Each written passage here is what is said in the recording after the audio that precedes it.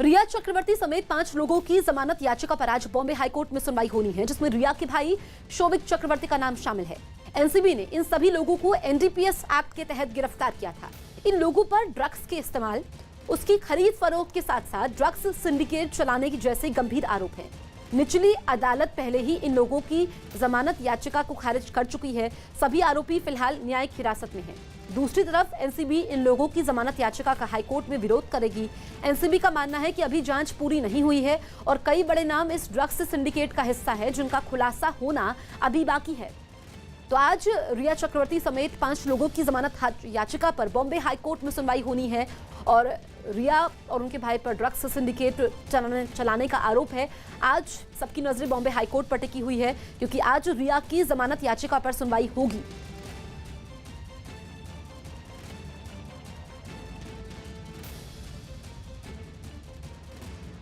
Norway से एक हैरान करने वाला वीडियो सामने आया, जिसमें वहां रिसर्च करने गए 2 लोग बर्फ की एक बड़ी चट्टान के नीचे आ गए। ये लोग अपनी टीम के साथ उत्तरी ध्रुव के करीब कुछ जानकारियां जुटाने पहुंचे, लेकिन तभी बर्फ की वो चट्टान एक तरफ को लुढ़क गई और उस पर चढ़े वैज्ञानिक उसके नीचे आ गए। इससे पहले ये लोग एक नाव के जरिए आर्कटिक महासागर में तैर रही बर्फ की इस बड़ी सी चट्टान के करीब पहुंचे। तैयारियां पूरी होने के बाद ये लोग अपने औजारों के साथ बर्फ की चट्टान पर कूद गए। दोनों को वहां छोड़ने के बाद नाव पीछे हटने लगी, लेकिन जैसे ही नाव थोड़ा दूर पहुंची, बर्फ की वो चट्टान एक तरफ को झुकने लगी। चट्टान को झुकता देख दोनों तेजी से ऊपर चढ़ने लगे, लेकिन तब तक बर्फ की वो चट्टान पलट गई और दोनों उसके नीचे आ गए। हालांकि उन्होंने वक्त रहते छलांग लगाई और चट्टान के नीचे से निकलने में कामयाब हो गए। बाद में उनके साथियों ने उन्हें पानी से बाहर निकाल लिया। खबर है कि ड्रग्स केस की जांच के लिए एनसीबी दीपिका पादुकोण, सारा अली खान, श्रद्धा कपूर और रकुलप्रीत के बैंक अकाउंट की डिटेल खंगालेगी। न्यूज 18 के आशीष सिंह की रिपोर्ट है कि इन सभी अभिनेत्रियों से पूछताछ के बाद अब उनके बैंक खातों से पिछले 3 साल में हुए लेन देन की जानकारी जुटाई जाएगी, ताकि ये पता चल पाए कि अगर उन्होंने ड्रग्स खरीदी तो उसके लिए पेमेंट कैसे की।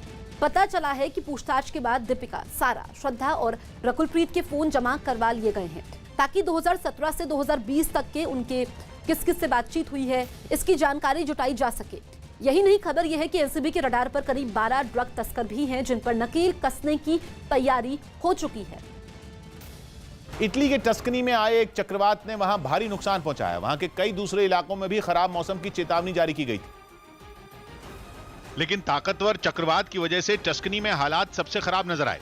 जबरदस्त तूफान की वजह से कई इमारतों की छतें उड़ गईं, दूसरी इमारतों को भी भारी नुकसान पहुंचा। चक्रवात इतना तेज था कि उसकी चपेट में आने से एक स्टेडियम की छत तक ढह गई। पूरा स्टेडियम मलबे के ढेर में बदल गया। तूफान गुजरने के बाद वहां हर तरफ तबाही नजर आने लगी। भारी भरकम पेड़ उखड़कर सड़कों पर गिर पड़े। तूफान में तार टूटने की वजह से बिजली की सप्लाई पर भी बुरा असर पड़ा। बताया गया कि कई लोग मलबे में ही फंस गए थे, जिन्हें बचाव कर्मियों की मदद से बाहर निकाला गया। देश भर में नए कृषि कानूनों का विरोध कर रहे किसानों के समर्थन में अब खुद राहुल गांधी उतर आए हैं। कांग्रेस पहले से ही नए कृषि कानूनों का देश भर में विरोध कर रही है। राहुल गांधी अब सोशल मीडिया प्लेटफॉर्म के जरिए आज सुबह 10 बजे सीधे किसानों से बातचीत करेंगे। इसकी जानकारी खुद कांग्रेस के पूर्व अध्यक्ष ने ट्वीट करके दी है। इसके साथ ही राहुल गांधी ने कहा कि लोगों की थाली तक भोजन पहुंचाने वालों को कांग्रेस भूल नहीं सकती है और देश की जनता के लिए अनाज उगाने वालों की आवाज कांग्रेस पूरे जोर शोर से उठाएगी। अमेरिका के न्यू जर्सी में 16 साल की एक कार रेसर ने घुमावदार रास्ते पर सबसे तेज कार दौड़ाकर गिनीज वर्ल्ड रिकॉर्ड अपने नाम कर लिया। रिकॉर्ड तोड़ने के लिए पोर्श कंपनी की कार का इस्तेमाल किया गया, इसलिए खिताब कंपनी के भी नाम रहा। और एक एयरपोर्ट के रनवे पर वो पोर्श कार सरपट दौड़ती नजर आई, लेकिन एक ट्विस्ट के साथ। सड़क पर एक सीध में 15-15 मीटर के फासले पर 50 ट्रैफिक कोन रखे नजर आए। यानी कार सीधी नहीं बल्कि उन कोन के इर्द गिर्द दौड़ानी थी, और उस पर भी टाइम लिमिट। ऐसे टेढ़े मेढ़े रास्ते को 48 सेकंड से पहले पार करना था। लड़की की शुरुआती कोशिशें नाकाम रहीं, लेकिन इसके बाद उसने एक बार फिर हाथ आजमाया और कार ने जैसे ही रफ्तार पकड़ी तो पिछले सभी रिकॉर्ड टूट गए। कार कभी दाएं तो कभी बाएं, किसी सांप की तरह आगे बढ़ती दिखी। एक पल के लिए भी लड़की की नजरें रास्ते से हटी नहीं और एक भी कोन से टकराए बिना उसने 47.45 सेकंड में रास्ता पार कर लिया। सुप्रीम कोर्ट ने सिविल सेवा परीक्षा में छात्रों की सुरक्षा पर यूपीएससी से हलफनामा मांगा। यूपीएससी ने सुप्रीम कोर्ट में साफ किया कि 4 अक्टूबर को होने वाली सिविल सेवा परीक्षा रद्द नहीं की जा सकती।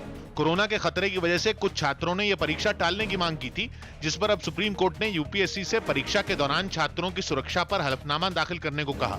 इस मामले पर अगली सुनवाई बुधवार को होगी। दिल्ली की पटियाला हाउस कोर्ट ने चीन के लिए जासूसी करने के मामले में पत्रकार समेत 3 लोगों को 14 दिन की न्यायिक हिरासत में भेज दिया। इन सभी को वीडियो कॉन्फ्रेंसिंग के जरिए कोर्ट में पेश किया गया। कुछ दिन पहले भारतीय सेना और रक्षा से जुड़े दस्तावेज चीन को देने के आरोप में स्पेशल सेल ने इन तीनों को गिरफ्तार किया था।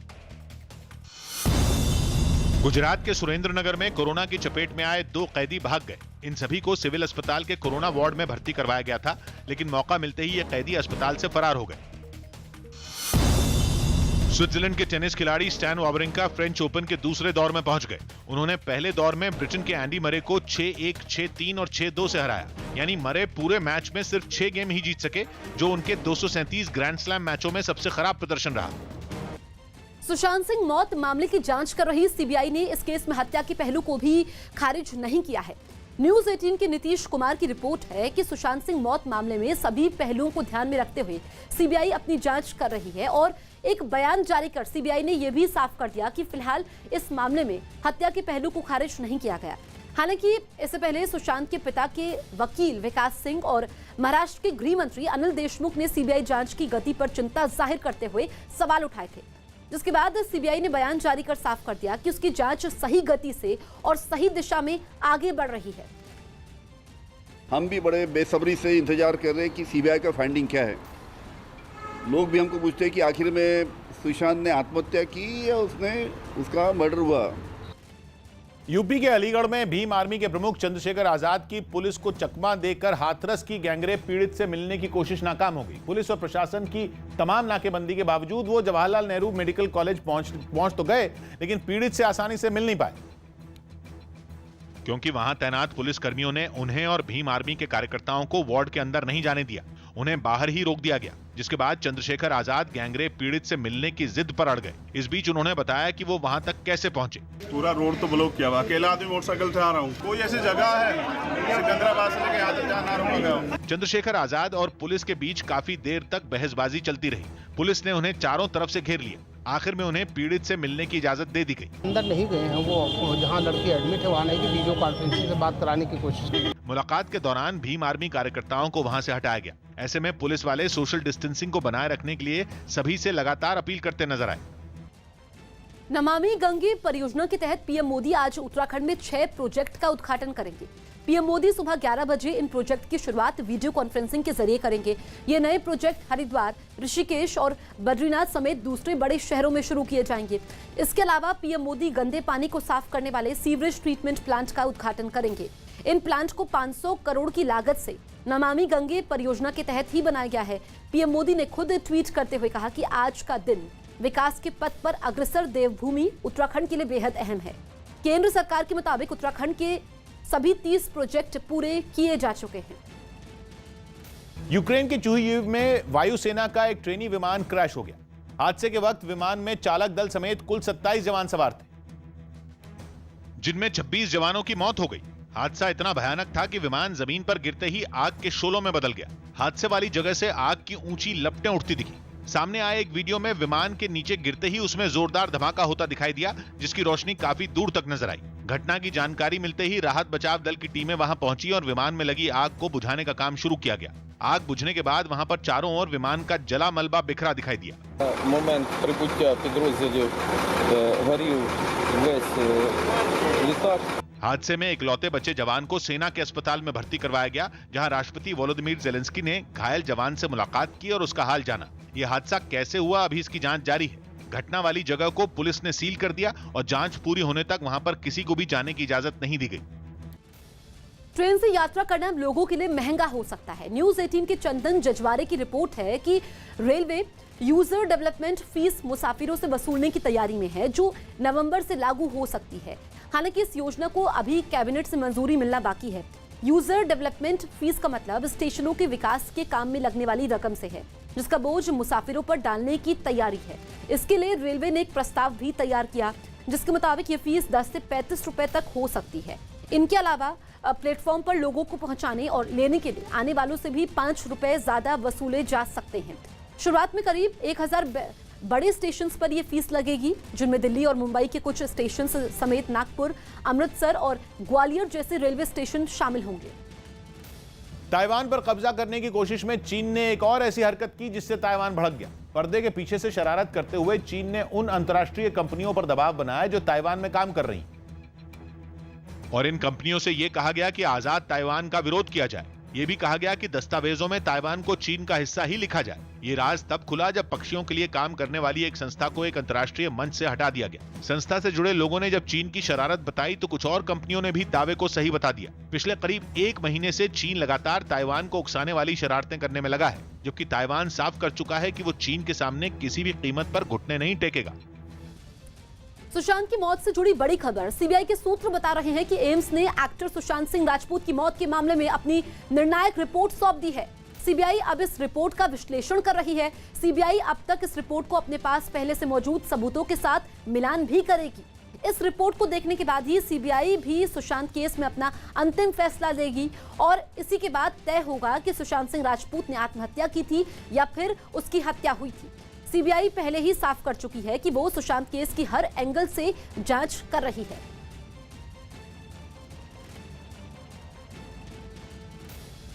बंगाल में सिनेमा हॉल खोलने के फैसले पर सियासत गर्मा गई। पश्चिम बंगाल में सिनेमा हॉल खोलने के ममता सरकार के ऐलान पर सियासी घमासान शुरू हो गया। सीएम ममता बनर्जी ने ट्वीट कर 1 अक्टूबर से शर्तों के साथ सिनेमा हॉल खोलने की इजाजत देने की जानकारी दी। ममता बनर्जी जो किए हैं सिनेमा हॉल वो सही किए हैं।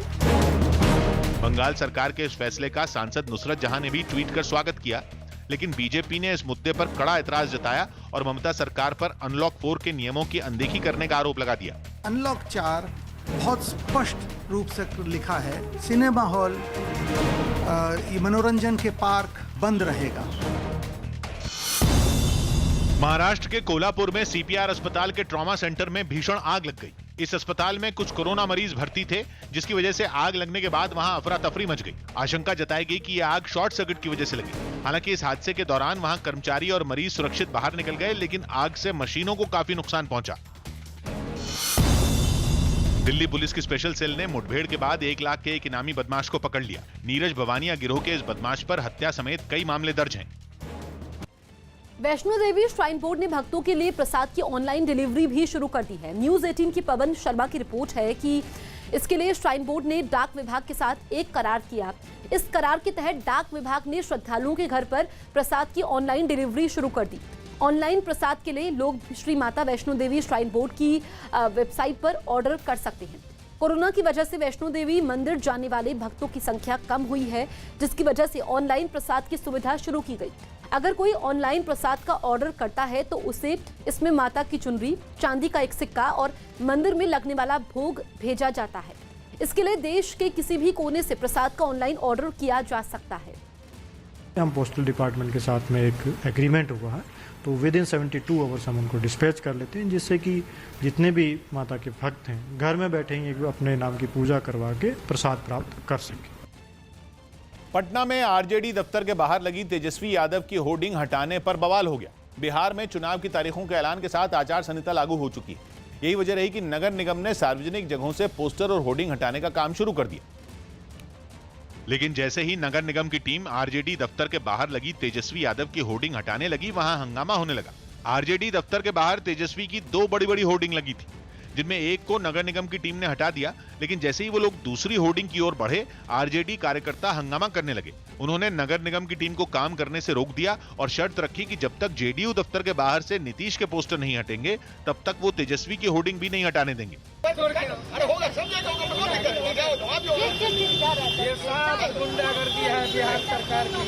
हालांकि नगर निगम के लोगों ने आरजेडी दफ्तर की दीवार पर लगे तेजस्वी के पोस्टरों को हाथ तक नहीं लगाया और केवल वही होर्डिंग हटाई जो दफ्तर के गेट से थोड़ी बाहर लगी हुई थी। बिहार में चुनाव को लेकर आचार संहिता लागू हो चुका है और अभी आरजेडी ऑफिस के सामने लगे बड़े होर्डिंग को हटाया जा रहा है। आचार संहिता लागू होने पर राज्य सरकार की शक्तियां कम हो जाती हैं और सरकारी कर्मचारी चुनाव के पूरे होने तक चुनाव आयोग के कर्मचारी की तरह काम करते हैं। भारत और चीन के बीच सीमा पर चल रहे टकराव के बीच चीन भारत के खिलाफ लगातार प्रोपेगेंडा भी चला रहा है। चीन के सरकारी अखबार ग्लोबल टाइम्स ने दावा किया कि उसका बिना पायलट वाला हेलीकॉप्टर जल्द ही सेना इस्तेमाल करेगी। ग्लोबल टाइम्स ने भारत को एक बार फिर गीदड़ भभकी देते हुए लिखा कि चीन का ये हेलीकॉप्टर ऊंचाई वाले पहाड़ी इलाकों में उड़ान भरने में सक्षम है और ये भारत के खिलाफ बेहद कारगर होगा। एयर 500C नाम के इस बिना पायलट वाले हेलीकॉप्टर का चीन ने इसी साल मई में परीक्षण भी किया था। चीन का दावा है कि ये हेलीकॉप्टर दुश्मन की टोह लेने, रेकी करने के अलावा युद्ध में भी बेहद कारगर है। दरअसल चीन की सेना जानती है कि लद्दाख जैसे मुश्किल पहाड़ी वाले इलाकों में भारत से मुकाबला करना उसकी सेना की बस में नहीं है, इसलिए चीन अपने सरकारी अखबार के जरिए इस तरह का प्रोपेगेंडा चलाता रहता है। पश्चिमी जर्मनी में कोयला खनन के खिलाफ सैकड़ों लोगों ने विरोध प्रदर्शन किया। लोग वहां की सरकार के उस फैसले के खिलाफ हैं जिसके तहत 2038 तक कोयले के खनन और इस्तेमाल को मंजूरी दे दी गई, क्योंकि उनका मानना है कि तब तक पर्यावरण को बचाने में काफी देर हो जाएगी। ऐसे में सैकड़ों प्रदर्शनकारी खराब मौसम के बावजूद इलाके में एक कोयला खदान की तरफ कूच कर गए। वो ड्रम बजाते हुए आगे बढ़ते नजर आए। लोगों को तेजी से आगे बढ़ता देख घोड़ों पर सवार पुलिस वालों ने उनका रास्ता रोक दिया, लेकिन प्रदर्शनकारियों की पुलिस से झड़प हो गई। इस दौरान एक पुलिस वाला तो जमीन पर ही गिर गया। फिर प्रदर्शनकारियों ने दूसरा रास्ता पकड़ा तो पुलिस वहां भी उन्हें रोकने पहुंच गई और इस चक्कर में एक पुलिस वाला हादसे का शिकार हो गया। वो घोड़े से संतुलन खो बैठा। वहीं सामने आई एक दूसरी तस्वीर में कुछ प्रदर्शनकारी एक पावर प्लांट तक जाने वाली रेल की पटरी पर ही जमे नजर आए। इस बीच एक ट्रेन भी आ गई, लेकिन लोग ट्रैक से टस से मस नहीं हुए। रात तक भी जब प्रदर्शनकारियों ने रास्ता खाली नहीं किया तो पुलिस को उन्हें उठाकर वहां से हटाना पड़ा। भारी बारिश के बीच प्रदर्शनकारियों को एक मालगाड़ी पर बैठाकर ले जाया गया, लेकिन उनका जोश तब भी कम नहीं हुआ। वो लगातार नारेबाजी करते रहे। दिल्ली के पास यूपी के नोएडा में अगवा किए गए डीआरडीओ के एक वैज्ञानिक को पुलिस ने सुरक्षित छुड़ा लिया। खबर है कि मसाज के नाम पर एक होटल में उन्हें बंधक बनाकर अगवा कर लिया गया था, जिसकी खबर मिलते ही पुलिस ने टीम बनाकर कई जगहों पर छापेमारी की और आखिरकार उन्हें एक होटल से बदमाशों के चंगुल से छुड़ा लिया गया। इस मामले में पुलिस ने एक महिला समेत 2 लोगों को गिरफ्तार किया है। बताया गया कि अगवा करने के बाद वैज्ञानिक के परिवार वालों से पैसे की भी मांग की गई थी। एक महिला भी शामिल है और 2 व्यक्ति हैं। वहाँ से मौके से हम लोग की दबिश के बाद 2 व्यक्ति वहाँ से फरार हो गए थे। उनके लिए भी हमारी टीमें अभी काम कर रही हैं। राजस्थान के डीजीपी ने डूंगरपुर हिंसा में बाहरी लोगों का हाथ बताया। डूंगरपुर में हुए हिंसक प्रदर्शनों में राजस्थान के डीजीपी भूपेंद्र सिंह ने पड़ोसी राज्यों मध्य प्रदेश और गुजरात के लोगों के शामिल होने की आशंका जताई, जहां बीजेपी की सरकारें हैं। डीजीपी ने शक जताया कि डूंगरपुर में हुई हिंसा में इन राज्यों की भूमिका हो सकती है। दावा है कि डूंगरपुर में शिक्षक भर्ती 2018 के खाली पड़े पदों को अनुसूचित जनजाति के उम्मीदवारों से भरने की मांग के लिए हो रहे प्रदर्शनों में दूसरे राज्यों से भी लोगों को बुलाया गया था, जिसकी जांच की जा रही है। इतना तो स्पष्ट है कि कुछ बाहर के तत्व इसमें शामिल हैं, लोग हैं और अलग अलग प्रदेशों के भी हो सकते हैं। गुजरात भी है, मध्य प्रदेश जो नेबरिंग हमारे स्टेट्स हैं, और कुछ उसके बाहर के भी हो सकते हैं। हालांकि राजस्थान के डीजीपी के बयान को बीजेपी ने बेबुनियाद बताते हुए गहलोत सरकार को निशाने पर ले लिया। जिस तरीके के हालात पूरे डूंगरपुर जिले में और अन्य क्षेत्रों के अंदर जो बने हैं, उसके लिए सरकार निश्चित रूप से गुनहगार है।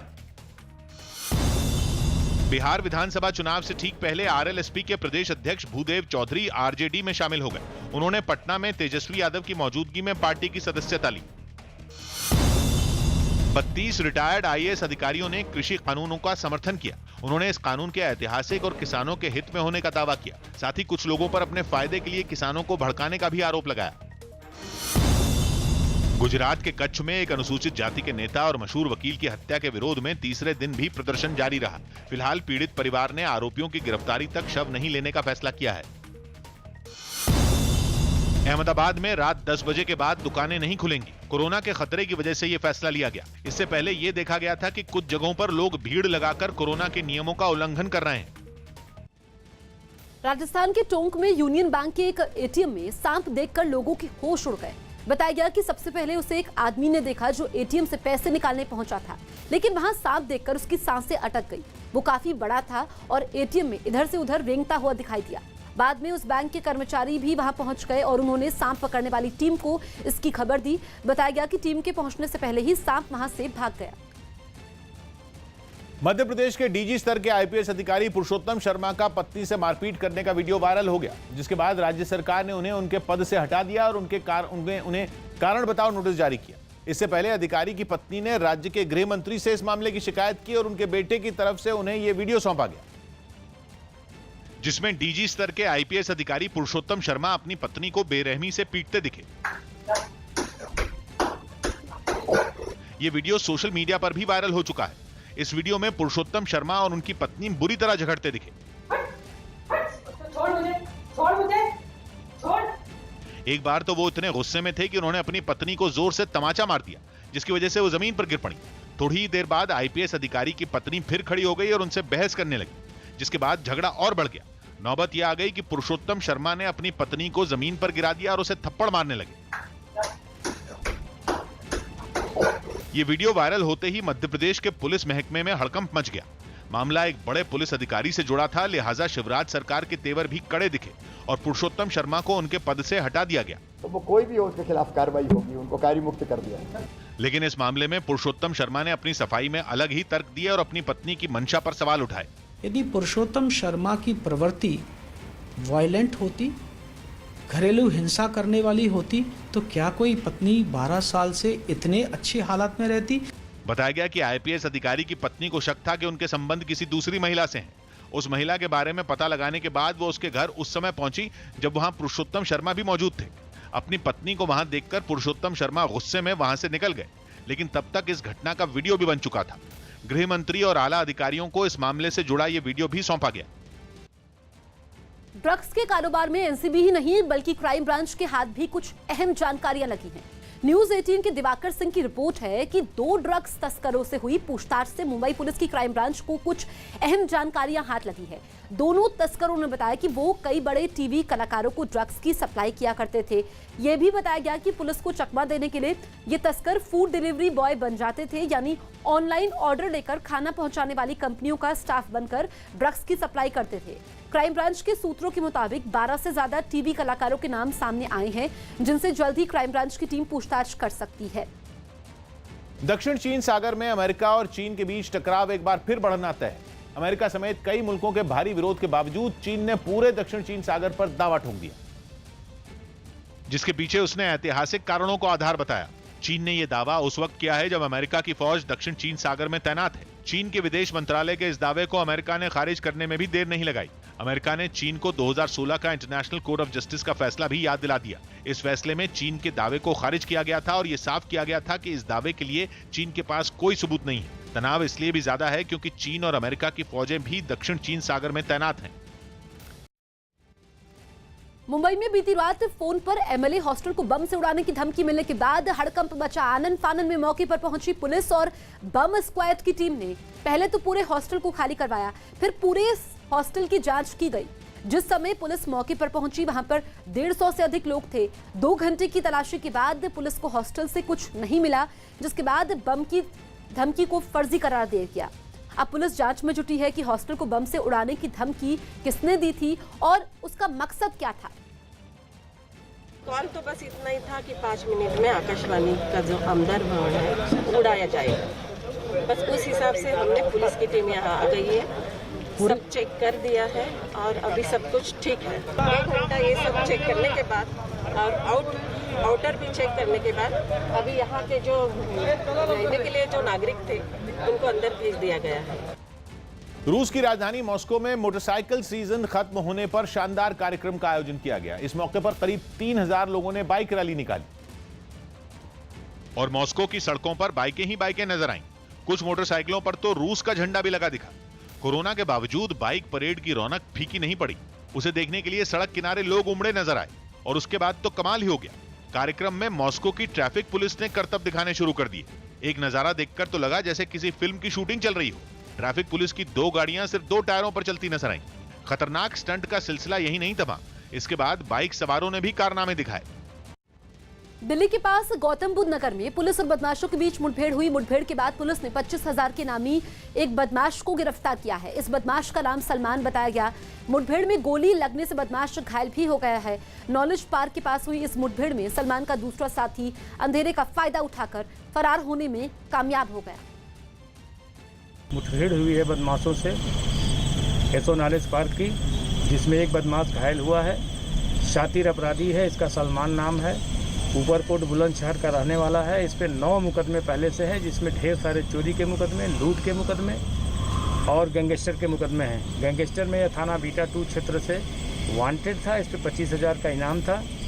इससे चोरी की मोटरसाइकिल, तमंचे, कारतूस और 2 लूट के मोबाइल बरामद हुए हैं। भारतीय नौसेना में 30 साल तक सेवा देने वाले जंगी जहाज आईएनएस विराट गुजरात के अलंग तट पहुंच गया।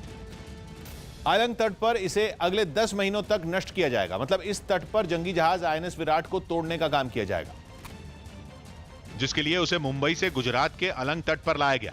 इस मौके पर नौसेना के बड़े अधिकारी और केंद्रीय मंत्री मनसुख मांडविया भी वहां मौजूद रहे, जिन्होंने आईएनएस विराट की उपलब्धियों को याद किया। 11 लाख किलोमीटर का प्रवास किया है। 11 लाख किलोमीटर मतलब पृथ्वी पर आप 27 टाइम चक्कर लगा दे। इतना प्रवास आईएनएस विराट ने देश की सुरक्षा के लिए, देश के आन बान और शान के लिए किया है। आईएनएस विराट 2017 में नौसेना से रिटायर हो गया था। इसने 30 साल तक भारतीय नौसेना में अपनी सेवा दी और इतनी लंबी सेवाएं देने वाला ये दुनिया का पहला जंगी जहाज है। ये 30 साल के सर्विस के बाद जैसे कोई नौकरी करता है तो वो भी कोई नियत समय मर्यादा के बाद रिटायर जरूर होता है, वैसे ही आईएनएस विराट का भी रिटायरमेंट आया है। अलंग तट गुजरात के भावनगर जिले में है, जहां 740 फीट लंबे आईएनएस विराट को नष्ट करने यानी तोड़ने का काम किया जाएगा। कहा जा रहा है कि इसे नष्ट करने में 10 महीने का समय लग सकता है। ड्रग्स केस में दीपिका पादुकोण से पूछताछ में चौंकाने वाली जानकारी सामने आई है। बताया गया कि दीपिका से 2017 की चैट में इस्तेमाल माल शब्द के बारे में सवाल पूछा गया, जिस पर उन्होंने जवाब दिया कि माल का मतलब सिगरेट से है, यानी सिगरेट के लिए वो माल कोड वर्ड का इस्तेमाल करती हैं। इसके अलावा दीपिका ने डूब्स को भी सिगरेट बताया। दीपिका की मैनेजर करिश्मा ने माल और हैश के बारे में इसी तरह के बयान दिए थे। माना गया कि एनसीबी की पूछताछ के लिए दोनों ने पहले से ही तैयारी कर रखी थी, ताकि एनसीबी की जांच को गुमराह किया जा सके। दीपिका से 26 सितंबर को एनसीबी ने सवाल जवाब किए थे। पूछताछ के समय एनसीबी ने दीपिका से पहला सवाल पूछा कि 2017 में ड्रग्स चैट में लिखा माल का क्या मतलब है, जिस पर दीपिका ने जवाब दिया कि हाँ, मैंने पूछा था माल है क्या, लेकिन ये वो माल नहीं जो आप लोग समझ रहे हैं। माल हम सिगरेट को कहते हैं, माल हमारा कोड वर्ड है। इसके बाद एनसीबी के अधिकारी ने पूछा कि फिर हैश क्या है, ये भी आपकी चैट का हिस्सा है। इस सवाल के जवाब में दीपिका पादुकोण ने कहा कि माल हम लोग सिगरेट को कहते हैं, हैश और वीट अलग अलग तरह की सिगरेट को, यानी अलग अलग ब्रांड की सिगरेट को कहा जाता है। जिसके बाद एनसीबी अधिकारी ने सवाल किया कि ये हैश और वीड अलग अलग ब्रांड की सिगरेट कैसे हो सकती है। इस पर दीपिका ने सफाई देते हुए कहा कि हैश हम पतली सिगरेट और वीड मोटी सिगरेट को कहते हैं। हम सिगरेट पीते हैं लेकिन ड्रग्स नहीं लेते। दीपिका ने अपने बयान को साबित करने के लिए उदाहरण देते हुए कहा कि फिल्म इंडस्ट्रीज में आपस में बातचीत के लिए हम बहुत सारे कोड वर्ड इस्तेमाल करते हैं, जैसे पनीर का मतलब दुबले पतले लोग, और किक एंड मैरिज में किक का मतलब शॉर्ट टर्म रिलेशन और मैरिज का मतलब लॉन्ग टर्म का रिलेशन होता है। हालांकि ये सूत्र बताते हैं कि एनसीबी अभी तक किसी के जवाबों से संतुष्ट नहीं है और ही किसी अभिनेत्री को अभी क्लीन चिट भी नहीं दी गई है। बिहार में महागठबंधन के बीच सीट बंटवारे का मुद्दा उलझता दिख रहा है। बिहार में महागठबंधन में शामिल पार्टियों में सीट बंटवारे के मुद्दे पर पेच फंसता दिख रहा है। खबर है कि आरजेडी ने कांग्रेस को विधानसभा की 58 सीटों का ऑफर दिया। इसके अलावा लोकसभा के उपचुनाव के लिए आरजेडी ने कांग्रेस को वाल्मीकि नगर की सीट भी दी है। जो खबरें आई है 58+1, हमें लगता है कि राष्ट्रीय जनता दल ने बड़ा दिल दिखाया है। लेकिन आरजेडी के इस फॉर्मूले पर कांग्रेस ने ऐतराज जता दिया और बिहार की 243 विधानसभा सीटों में 101 सीटों पर अपना दावा ठोक दिया। 101 सीट नीतीश कुमार ही छोड़ के गए हैं, उसमें बात चल रही है और मिलेगा। खबर है कि कृषि कानूनों के विरोध में कांग्रेस अध्यक्ष सोनिया गांधी ने कांग्रेस शासित राज्यों से कानून बनाने की संभावना तलाशने को कहा है। हालांकि इस बारे में आखिरी फैसला पार्टी के केंद्रीय नेतृत्व से विचार करने के बाद दिया जाएगा। दिल्ली पुलिस के एक एसआई पर हरियाणा के रोहतक में अपने ससुर की गोली मारकर हत्या करने का आरोप लगा। दीपक दहिया नाम के इस सब इंस्पेक्टर पर एक दिन पहले अपनी दोस्त को भी गोली मारने का आरोप लगा था। दावा है कि आरोपी एसआई का अपनी पत्नी से भी विवाद था और वो अपनी दोस्त पर शादी का दबाव बना रहा था। पश्चिम बंगाल के बीरभूम में पुलिस ने 6 लोगों को गिरफ्तार किया और दावा किया कि इन्होंने एक बड़े टीएमसी नेता की हत्या की साजिश रची थी। पुलिस ने इनके पास से कई हथियार और बम भी बरामद किए। फिलहाल पुलिस ने इन सभी को एसटीएफ को सौंप दिया है। दिल्ली के निजी अस्पतालों में 80% आईसीयू बिस्तर कोरोना मरीजों के लिए रिजर्व नहीं होंगे। हाईकोर्ट की डबल बेंच ने इस मामले में राज्य सरकार को बड़ा झटका देते हुए सिंगल बेंच के आदेश पर रोक लगाने से इनकार कर दिया।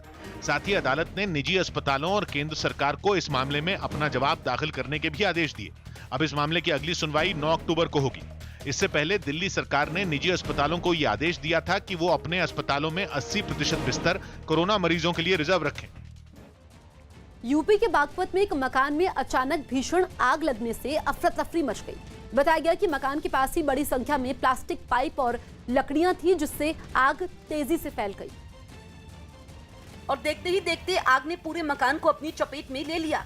आग की ऊंची लपटें और उससे उठ रहे धुएं की गुबार ने आसपास के लोगों को खौफ से भर दिया। जिस मकान में आग लगी उसके आसपास कई और भी मकान थे जिनमें आग के फैलने का डर था। यही वजह रही कि लोग अपने घरों से बाहर निकल आए। कुछ ही देर में पूरा गांव वहां जुट गया। आग के धुएं से आसमान काला दिखाई देने लगा।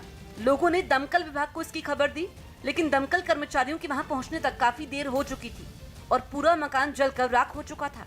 बताया गया कि कई दूसरे मकानों को भी इससे नुकसान पहुंचा। केंद्र के कृषि से जुड़े नए कानूनों के खिलाफ दिल्ली कांग्रेस के अध्यक्ष अनिल चौधरी और पार्टी कार्यकर्ताओं ने जमकर हंगामा किया। उन्होंने दिल्ली के राजघाट से उपराज्यपाल के आवास तक मार्च निकालने की भी कोशिश की, जिसके बाद पुलिस ने कांग्रेस कार्यकर्ताओं को हिरासत में लेना शुरू कर दिया। प्रदर्शनकारियों को घसीटकर पुलिस की गाड़ियों और बसों में भर दिया गया। केसी बिल के खिलाफ कांग्रेस का प्रदर्शन जारी है। अनिल चौधरी यहाँ पर मौजूद है, दिल्ली प्रदेश कांग्रेस कमेटी के अध्यक्ष हैं। जब आप देख रहे हैं कि जो यहाँ पर दिल्ली पुलिस है वो इन सभी को डिटेन करने की तैयारी में है। पुलिस के कड़े बंदोबस्त की वजह से प्रदर्शनकारी राजघाट से आगे नहीं बढ़ पाए। इस पर नाराज कार्यकर्ताओं ने रास्ते को जाम कर दिया। दिल्ली कांग्रेस के अध्यक्ष अनिल चौधरी ने केंद्र सरकार को भी खूब कोसा। प्रधानमंत्री जी किसानों की नहीं सुनते, मजदूरों को नहीं सुनते, उनके खिलाफ कानून काला कानून बनाते हैं, तो आखिर कांग्रेस पार्टी सड़कों पे क्यों ना उतरे। पुलिस की कार्रवाई से भड़के कांग्रेस कार्यकर्ताओं की उससे खींचतान भी हुई। उन्होंने केंद्र के नए कृषि कानूनों को वापस लेने की भी मांग की। ये देख लीजिए, काले कानून के खिलाफ हम प्रोटेस्ट कर रहे हैं किसान को बचाने के लिए। ये सब किसान को मार देना चाहते हैं। राजघाट के पास हुए इस प्रदर्शन की वजह से वहां से गुजरने वाले लोग काफी परेशान रहे। एलएसी पर चल रहे तनाव के बीच भारतीय सेना ने सर्दियों में भी चीन को मुंहतोड़ जवाब देने की तैयारी की है। न्यूज 18 के संदीप बोल की रिपोर्ट है कि लद्दाख में एलएसी पर भारतीय सेना बड़े पैमाने पर टैंकों और हथियारों की तैनाती कर चुकी है और जवानों के लिए वहां कई महीनों तक खाने पीने और बाकी जरूरत का सामान भी भेजा जा चुका है। ये सारी तैयारियां सर्दियों के लिए की जा रही है ताकि कड़ाके की ठंड में चीन के सैनिकों को जवाब देने के लिए भारतीय जवान मुस्तैद रहे।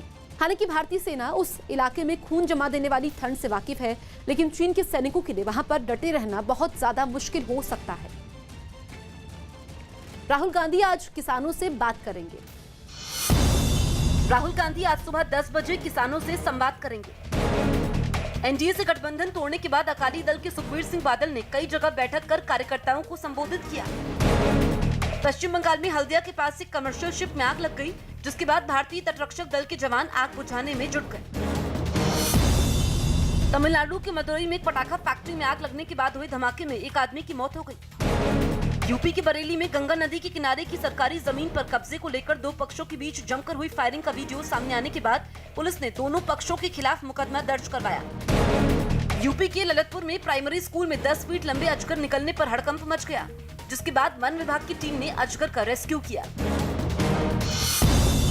भारत और डेनमार्क के पीएम के बीच ग्रीन सामरिक साझेदारी के तहत ऊर्जा क्षेत्र में कई अहम समझौते हुए।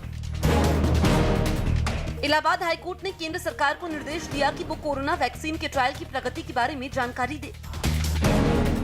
अरुणाचल प्रदेश के मुख्यमंत्री ने जानकारी दी कि अक्टूबर महीने के बाद राज्य में पर्यटन खोल दिया जाएगा।